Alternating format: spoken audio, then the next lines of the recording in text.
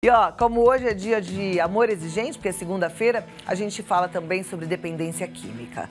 Amor Exigente, para quem não conhece, é uma instituição que faz muita diferença na vida de tanta gente, na minha vida faz diferença, sem fins lucrativos, uma instituição que trabalha com grupos de auto e mútua ajuda.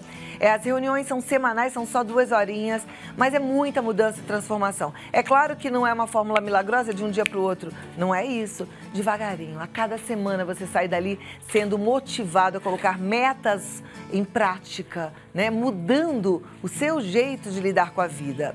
Existe uma frase muito conhecida que é: como é que você quer chegar num final diferente se você faz todo dia o mesmo caminho? E o Amor Exigente vem fazer assim, ó, acorda. Esse caminho deixa pra trás. Vamos pegar um novo jeito de lidar com as situações e a gente vai caminhando e realmente vendo mudança na nossa vida e ao redor, principalmente daqueles que estão sofrendo com a dependência química, codependência, qualquer tipo de compulsão. Amor Exigente está em todo o Brasil, alguns lugares da América Latina, em Israel tem Amor Exigente, ninguém paga nada para participar. E hoje a gente vai continuar aquilo que a gente vem ao longo desses anos aprendendo sobre dependência química. Sabe que no uso existe um mau comportamento, muitas vezes esse mau comportamento leva ao uso também e vice-versa, às vezes a família se comporta mal diante da dependência química.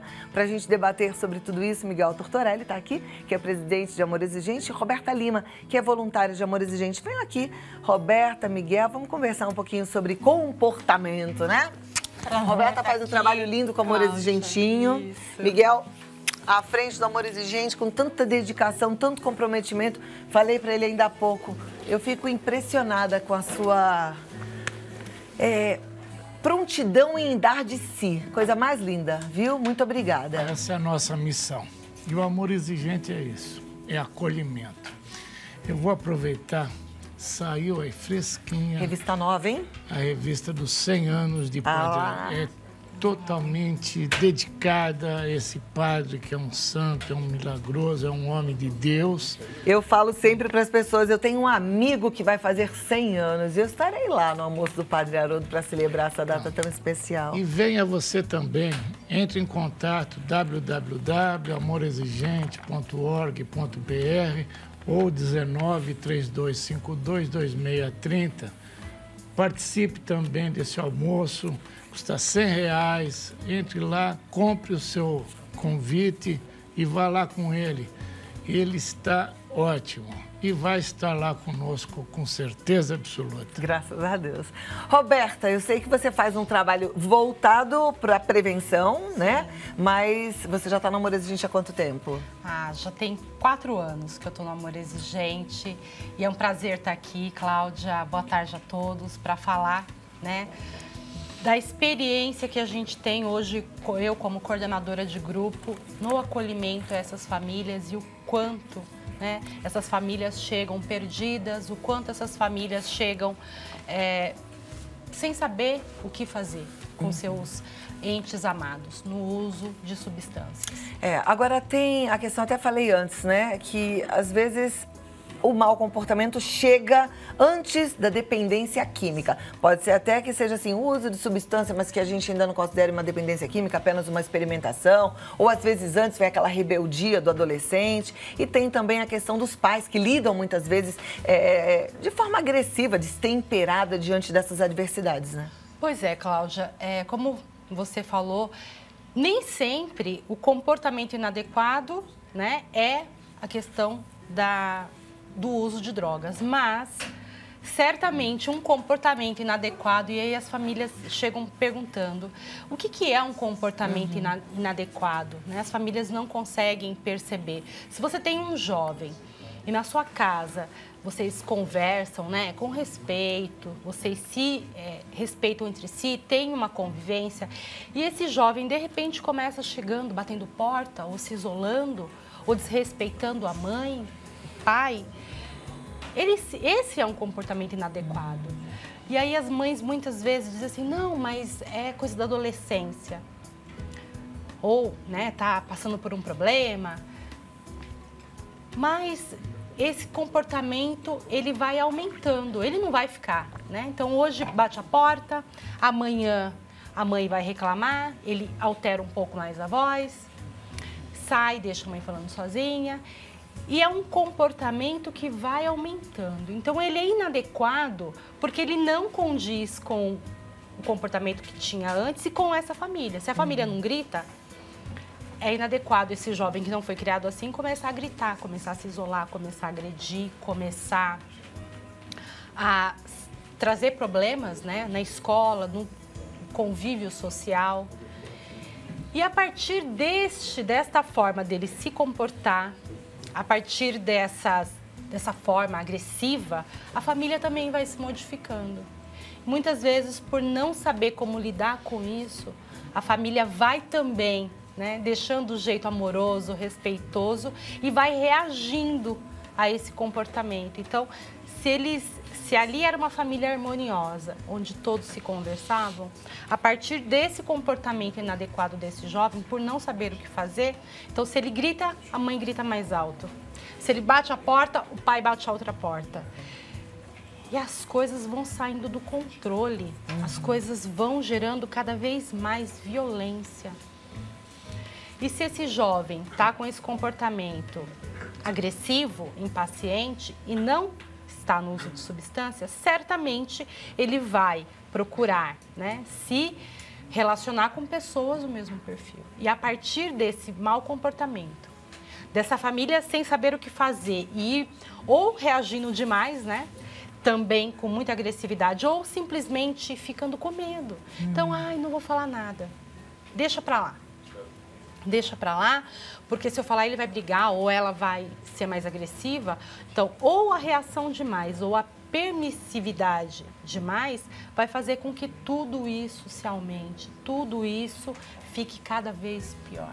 E ainda tem uma terceira família aí, que é aquela que sempre gritou, que acostumou os filhos com violência, e aí eu chamo a atenção que a gente tem que ser muito tranquilo em relação a isso, porque as mães costumam a sentir a tal culpa, né? E a culpa não adianta para nada, paralisa. A gente tem que pensar como é que a gente vai agir diante disso tudo, porque existe. E aí muitas vezes a família acha assim, mas normal, né? Porque a gente sempre gritou, a gente sempre bateu, a gente sempre fez chilique, agora ele tá fazendo igual, enfim. Ninguém nem se enxerga nessa história, né, Miguel? E nada muda se eu não mudar. Então tem que mudar a família, tem que mudar o jovem, o adolescente ou a criança. E nós estamos no segundo princípio. Pais também são gente, né? E é um princípio que nós mostramos. Nós não somos super-heróis, né? Nós temos nossas limitações, mas nós temos que conversar. Porque o que a Roberta falou, com essa forma agressiva do nosso jovem, ele pode, dentro desse universo que ele vai procurar, entrar realmente para as drogas. Ou ele já pode estar no uso, porque tem o uso esporádico, o uso abusivo, e aí vai entrar na dependência química. Então, há necessidade de intervir, sim. Nós temos que realmente conversar, e o diálogo em tudo, né? Em tudo é fundamental. Nós temos que realmente conversar, mesmo que o nosso ente querido ou a nossa ente querida levante a voz, nós temos que manter um equilíbrio e conversarmos, fazer com que ele entenda que é conversando que nós vamos chegar num comum acordo, no diálogo. A gente já tinha conversado um pouquinho até nos bastidores. É um desafio. E muitas vezes parece até poético falar tudo isso e a gente não consegue muitas vezes colocar em prática, né? Porque pai e mãe também é gente. E pai e mãe também fica bravo, pai e mãe também perde as estribeiras, né? E aí? E outra pergunta que eu tenho para te fazer é se dá tempo em qualquer idade. Mas primeiro responde sobre o desafio, sobre essa questão. É muito difícil, evidente, principalmente hoje, que os adolescentes, né, acredito que já são, principalmente aqueles que fazem 18 anos, agora acabou, eu mando na minha vida, né?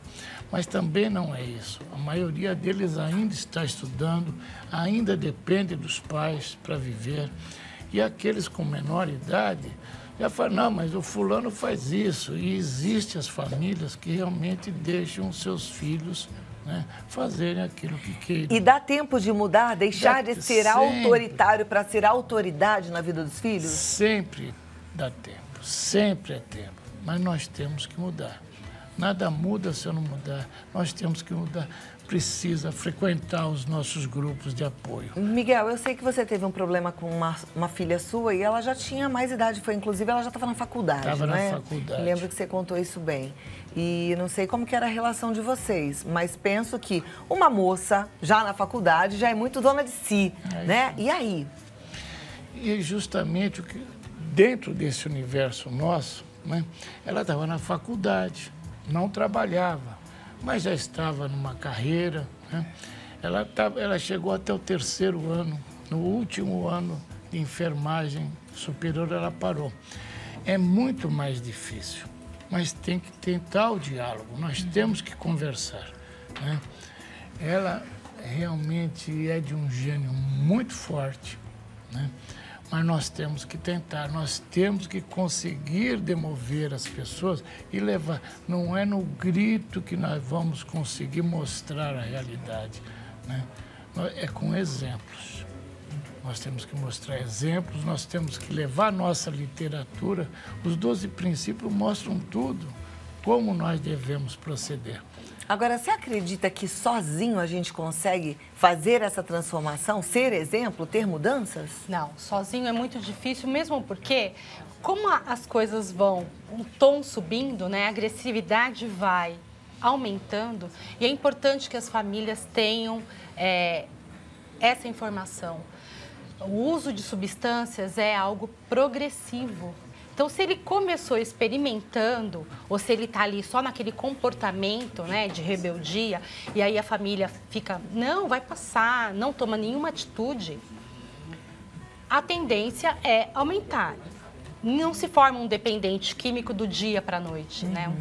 Ele se forma a partir do tempo. Então, sempre é possível a partir da atitude. Só que sozinha, e a coisa vai aumentando, né? Então, ele grita mais alto. Ele bate uma porta, bate outra. Ele quebra uma coisa, a mãe quebra outra. E assim, as coisas vão perdendo o controle. E quem está ali no meio, ela não vai ter essa autopercepção.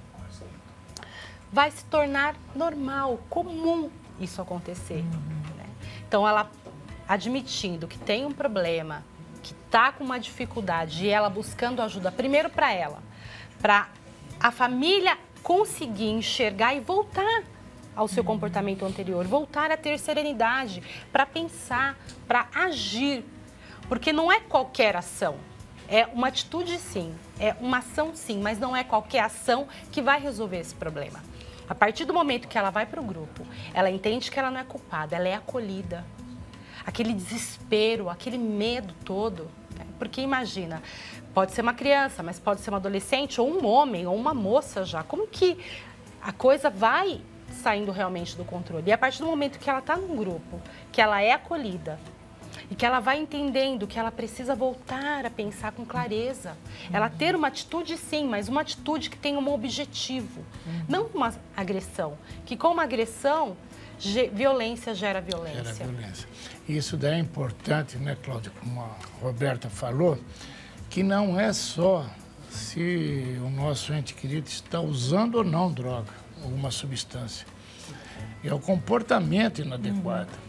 E precisa ir no grupo sim, e os pais têm que ir. Perfeito. Tudo é uma droga. Usar uma droga ou ter uma droga de comportamento. Uma droga, né? De comportamento. Sabe que os pais notam quando os filhos apresentam um comportamento agressivo, né? Eu vou chamar agora uma sonora que mostra um pouco disso tudo para vocês. Presta atenção, pode rodar.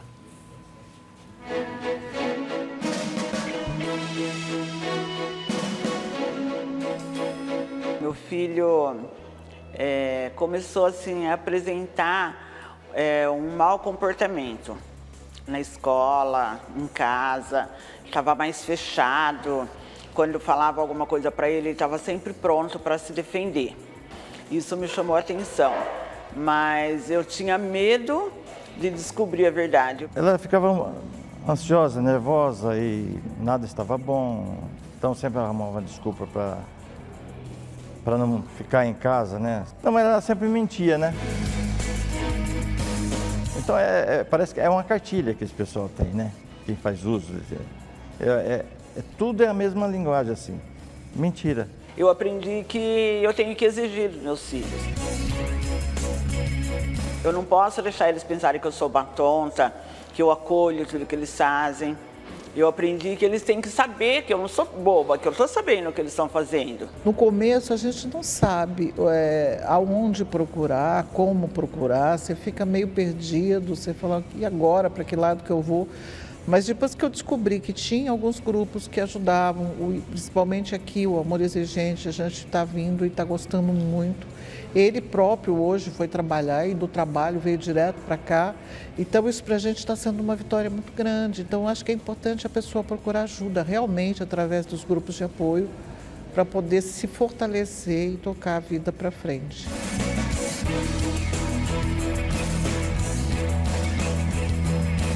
Né? Porque comportamento ruim, uma droga de comportamento é comum na maioria das casas, mas não tem que ser assim e essa realidade pode mudar, isso é o mais legal, né, da gente falar.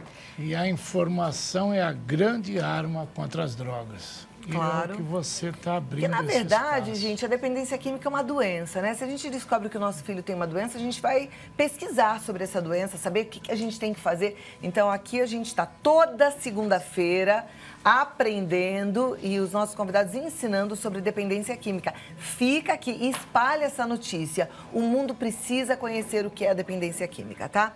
Temos perguntas já. Eu vou fazer a primeira. Boa tarde, meu nome é Rosimeire. Meu irmão de 35 anos estava limpo há 5 anos, depois de uma internação. No Natal, ele teve uma recaída e está faltando no trabalho. Esse final de semana, ele saiu e não voltou. Hoje faltou no trabalho. O que faço? Internação de novo ou tento outro jeito? Primeira coisa, como é que está a manutenção dele? Isso é importante. Quando as pessoas passam por um tratamento, tem que frequentar grupo. Ele tem que estar junto com os iguais, para saber que não pode voltar aquele que está chegando agora no uso e chegar perto ou igual àquele que já tem 18, 19, 20 anos. Então, o grupo de apoio é fundamental que ele faça. É difícil saber se precisa internar ou não. Precisa conversar com ele, saber que estágio que ele está, se essa recaída no Natal, que são os piores momentos, final do ano, Natal e Carnaval. E nós estamos nos aproximando do Carnaval. Então, precisaria conversar com ele, saber realmente o que ele quer, se ele quer um tratamento, e aí pode ser uma internação mais curta ou ele vai para o grupo de apoio. Agora, Miguel, eu aprendi aqui com vocês que quando a pessoa está no uso de drogas, como se fosse uma vela, ela vai consumindo e ela chega, sei lá, vamos imaginar que o irmão dela chegou lá no fundo do poço, aqui a vela curtinha. E aí ele foi para o tratamento, ficou limpo 5 anos, mas quando ele recai, ele não recai para o começo da vela, ele recai onde ele parou. Ele volta onde parou. Então ele volta onde parou. Ele tem consciência para esse papo ou ele volta inclusive com aquela confusão mental, com aquela vontade de continuar no uso apesar do sofrimento? Evidentemente que na hora que ele chega em casa não tem. Mas no dia seguinte, após descansar, após ele ficar mais tranquilo, dá para conversar? É possível o papo? Sim. Tá bom. Dá. Próxima pergunta, anônima. É correto punir o filho pelo seu comportamento? Punição não vai resolver nada. É por isso que a gente diz, busque um grupo, não se isole, para que você tenha uma atitude, mas uma atitude de serenidade. Não adianta punir. A punição não vai resolver. Se é uma doença, se é um problema de comportamento, a punição só vai gerar mais revolta, só vai gerar mais comportamento inadequado. Então, precisa tomar uma atitude, sim, mas uma atitude focada no problema, com coerência, com serenidade. Tá, e aí precisa avisar para o filho qual será a consequência da escolha dele? Primeiro conversar, né, seu Miguel? Primeiro conversar. Olha, as coisas não estão bem, não aceito esse seu comportamento. O que está acontecendo? Você quer ajuda, não quer ajuda? Mas a partir de agora aqui, que a grande questão, sabe, Cláudia, é da família querer ser amiga. Então, ela não quer ficar mal com o filho ou com a filha. Ela quer punir, mas às vezes ela dá uma punição que não é adequada para aquele comportamento. E, aliás, às vezes a gente resolve dar umas punições que a gente não suporta aplicar. Sim. Então, a gente faz uma ameaça vazia. Isso é um grande risco. Aí fala, não cumpre e na próxima vez vai ser pior. Vai fazer pior. Bom, próxima pergunta. Tem bastante pergunta. Meu filho tem 23 anos e está usando drogas, mas acho mas ele acha que é certo. O que eu faço para mostrar que ele está errado? É tão fácil, né? Primeiro, mostrar a Cracolândia para ele. E o pessoal diz, eu não vou chegar naquilo. Infelizmente, se não parar, vai chegar. Porque é uma doença progressiva, se não detida, é fatal. Mas o que ela precisa mostrar, né, entra nos sites do Ronaldo Laranjeira, né, Valentim Gentil, são professores eméritos que mostram cientificamente o que as drogas fazem no cérebro da pessoa. Quais as consequências do uso, porque a droga é boa. Não adianta a gente falar para o nosso ente querido que a droga é ruim. A droga é boa, as consequências são nefastas. Perfeito. Sabe aí, eu acho que a melhor dica é você ir para o Amor Exigente, aprender sobre dependência química para você também poder falar com propriedade, né? Não fica só, não. É sério. Tem que correr atrás. Seu filho merece todo o seu esforço, amor. Então, persista, insista e nunca desista. Próxima pergunta é anônima, de Natal. Ela diz, bom dia. Tenho uma sobrinha que está com uma filha adolescente que está usando drogas. Eu quero ajudar, pois a família está desmoronando. É muita briga entre a família. Me ajude a ajudar essa família. Sim, busque um grupo. Grupo de apoio. Perfeito. Grupo de apoio. Em Natal, nós temos um grupo fantástico. Em Natal tem grupo. Olha a boa notícia aí. Busque um grupo fantástico. E no final, você quer saber? Vou até te adiantar uma coisa. Você vai falar, gente, não era só para a família da minha sobrinha, era para mim. Que a gente aprende. É para nós. Amor Exigente é grupo de qualidade de vida. Independente se você tem o problema da dependência química ou não, qualquer pessoa que ama a vida e que quer ter mais qualidade de vida é muito beneficiada no grupo. Próximo. Estou assistindo a vocês. Tenho um filho dependente. Foi criado com bons ensinamentos, dentro da casa de Deus, porém sempre muito rebelde. Hoje, com 17 anos, não gosta de trabalhar, nem para sustentar o vício. Fizemos um quartinho e ele fica sempre lá. Ofereci tratamento, Amor Exigente e tudo o que tinha de possível dentro das minhas posses emocionais, psicológicas. Agora estou só orando. Sou Nailze, parabenizo a todos vocês neste trabalho que acompanho. Obrigada. Ela tem que continuar frequentando um grupo, né? Eu não sei se ela frequenta. Eu acho que ela disse que não, né? Que ela já ofereceu o tratamento do Amor Exigente. Ofereceu, mas ela não foi. Então ela tem que ir, né? Ela tem que ir, começa por ela, vá lá e sempre que for, convide-o para participar. Agora, não adianta você dar mordomias para ele. Você coloca ele num quarto, vai dar dinheiro para ele porque tem medo que ele vai preso, que vai roubar, vai fazer. Vai no grupo, vai aprender como lidar com isso. Sim.